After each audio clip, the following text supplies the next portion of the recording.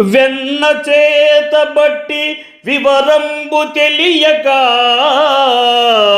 ఘృతము కోరునట్టి అతని భంగి తాను దైవమయ్యు దైవంబు తలచునే విశ్వదాభిరామ వినురవేమా.